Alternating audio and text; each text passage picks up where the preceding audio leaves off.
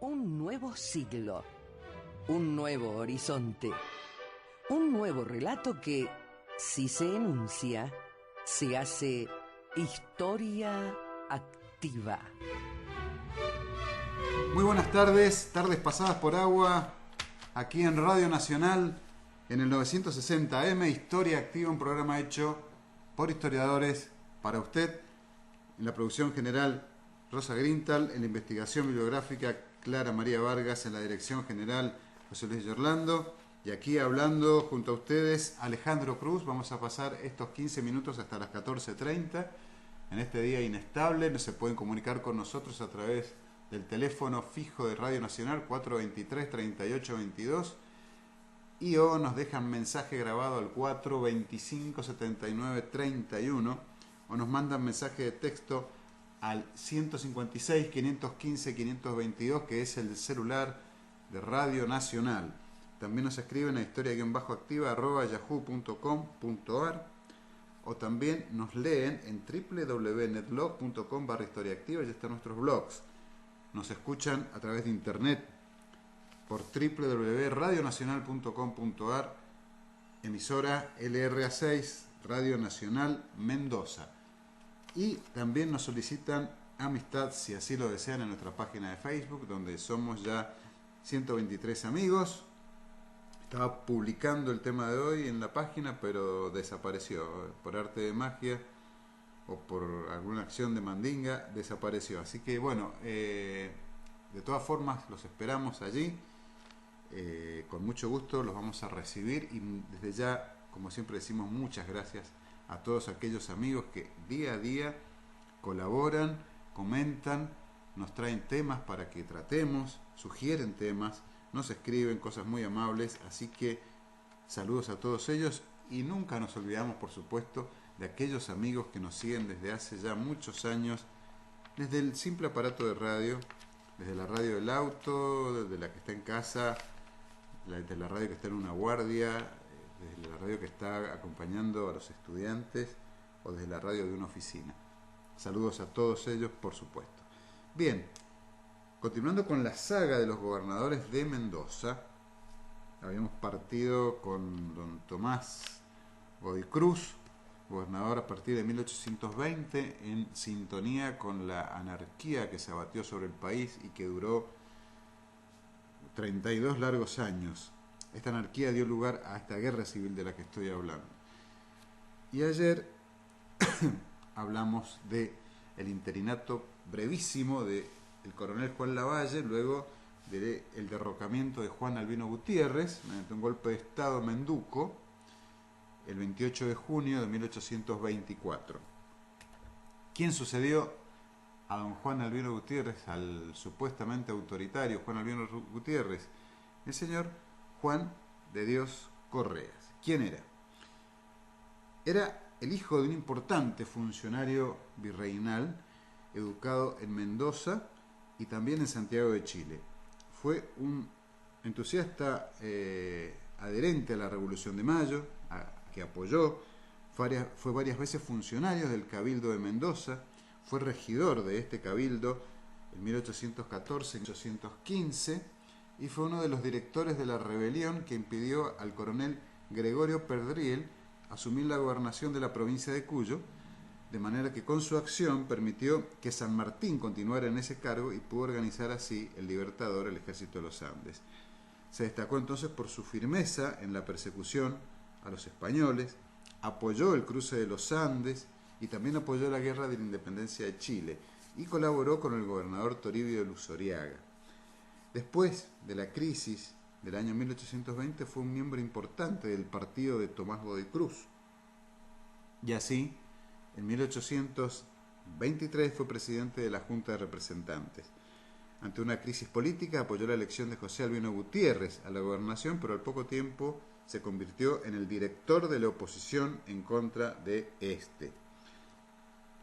Si vemos, no todo tiempo pasado fue mejor, ni todo lo que pasa ahora es original, novedoso, despampanante. No, ya ha pasado antes, está todo dicho, y estas actitudes políticas, como la del señor Juan de Dios Correas, se siguió dando a través de los años desde otras perspectivas, otros contextos, pero las actitudes son las mismas. De pronto apoya al gobernador y de pronto en una semana ya está dirigiendo la oposición en contra de él. Y no solo dirigió la oposición, sino que fue el principal conspirador que terminó con el derrocamiento de José Albino Gutiérrez, ya que en junio de 1824, cuando llega a la ciudad el coronel Juan Lavalle, que contrajo matrimonio con la hija de este Juan de Dios Correas, la señorita Dolores Correas, le permitió al suegro valerse de esta amistad con Lavalle y del prestigio que tenía Lavalle para ponerlo al frente de un golpe de Estado que es el que finalmente, como digo, derrocó a Gutiérrez el 28 de junio de 1824. Y en una elección rápidamente organizada, la elección era como decía José Luis ayer, te elijo a vos, gobernador, con el dedo, con el índice. Como digo, en una elección bastante rapidita, es electo gobernador el 4 de julio. Perdón, asume el 4 de julio. Es electo en estos días en que Lavalle está en el interinato y se están acomodando las cosas. Después que él asume, es decir, una vez que el suegrito asume, Lavalle sigue camino a Buenos Aires del brazo de su hija Dolores Correas. Y decidido a imponer las mismas reformas que en Buenos Aires había impulsado Bernardino Rivadavia, Correas comienza a actuar. En consecuencia, disuelve el cabildo, crea una cámara de justicia, crea un cuerpo de policía, organiza la contaduría y la aduana, reorganiza la milicia provincial, alejando la influencia de José Albino Gutiérrez en esta cuestión, funda algunas escuelas, vuelve a poner en funcionamiento el Colegio de la Trinidad, abre nuevas calles y adorna los espacios públicos de la ciudad.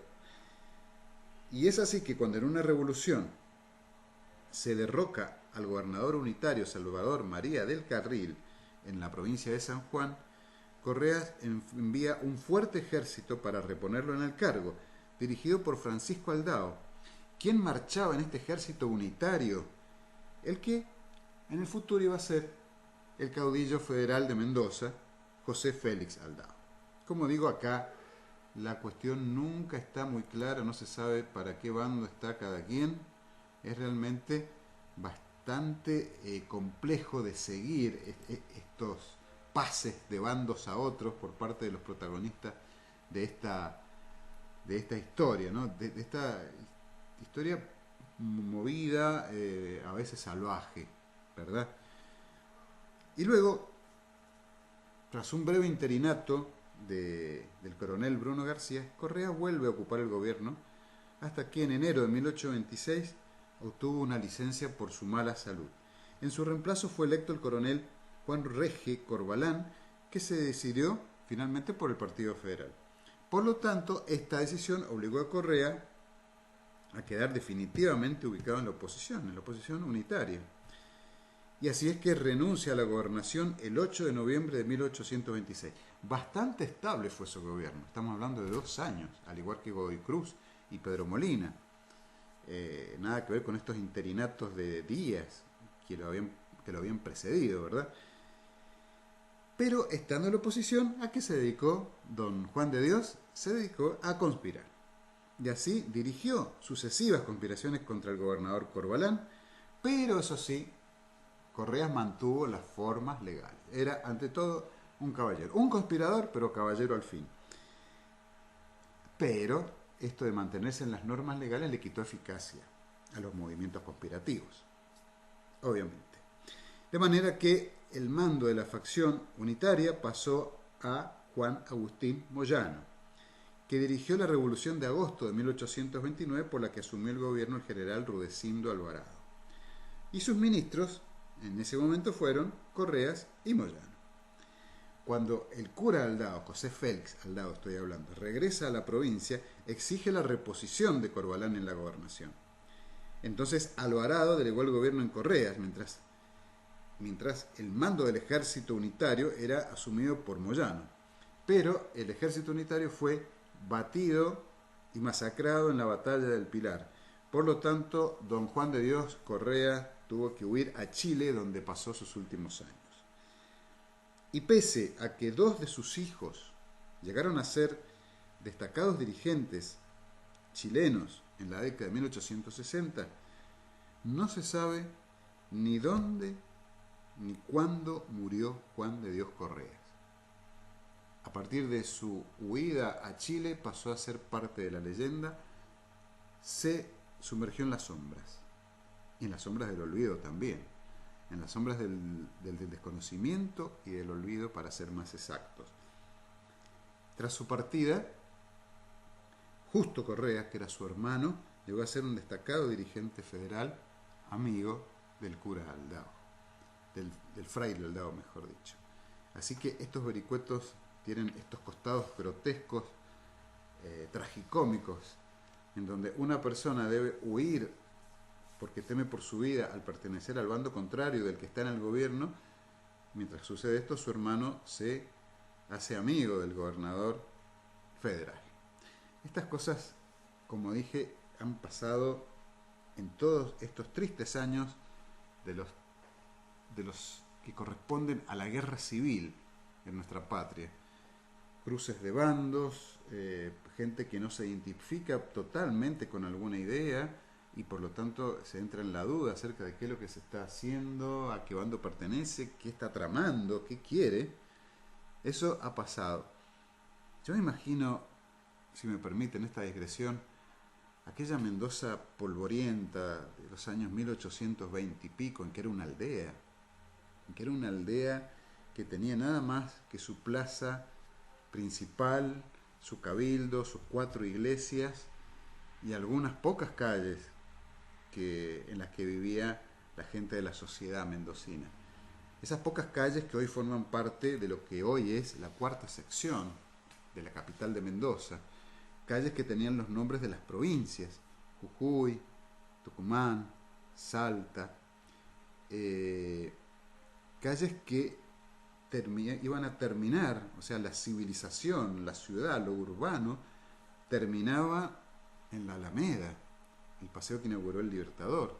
Hasta allí llegaba la civilización en Mendoza, en esta capital polvorienta. Imagínense esa ciudad chiquita, que cuenta tan solo con una plaza donde suceden todos los hechos políticos, verse tan sobresaltada por estos cambios bruscos, por estos golpes de Estado, por estas invasiones unitarias o federales, según sea, de parte de la provincia de San Juan.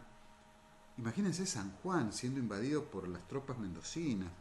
Eso es realmente un dato para la leyenda, me parece a mí. Hasta puede llegar a ser como impensable todo esto. Pero sucedía en aquellos años, en que las distintas fuerzas que gobernaban las provincias, para sojuzgar a las que eran del color contrario, eran invadidas. Y así eran invadidos San Juan, invadidos San Luis, invadidos Santa Fe, invadido Corrientes, invadió el noroeste. Posteriormente, con la conformación de la Liga del Norte, las tropas que van hacia el norte invaden todas las provincias que conforman esa liga: Jujuy, Salta y Tucumán, y Santiago del Estero. En fin, son años de inestabilidad total, de inestabilidad plena. Y Mendoza no fue ajena a esos años inestables, ¿por qué no decirlo también a esos años de barbarie en que no había piedad con nadie? No existía la piedad. Recién cité a la batalla del Pilar. Esta batalla se llevó a cabo en el solar donde hoy ubica el barrio con el mismo nombre que la recuerda: Batalla del Pilar, el barrio Batalla del Pilar. Allí se llevó a cabo y realmente, seguido al triunfo de las tropas federales, vino la masacre de prisioneros unitarios, entre los que pereció Francisco Narciso de la Prida, el otrora presidente histórico del Congreso de Tucumán, el 9 de julio de 1816, en ocasión de declararse la independencia de las Provincias Unidas del Río de la Plata. Allí nada valió.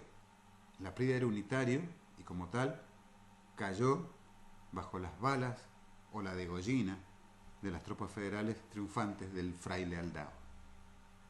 Este episodio lo he tenido presente durante toda mi vida, gracias a las buenas y excelentes revistas infantiles que existían cuando yo era niño, ya que me enteré de todo esto por la revista Anteojito.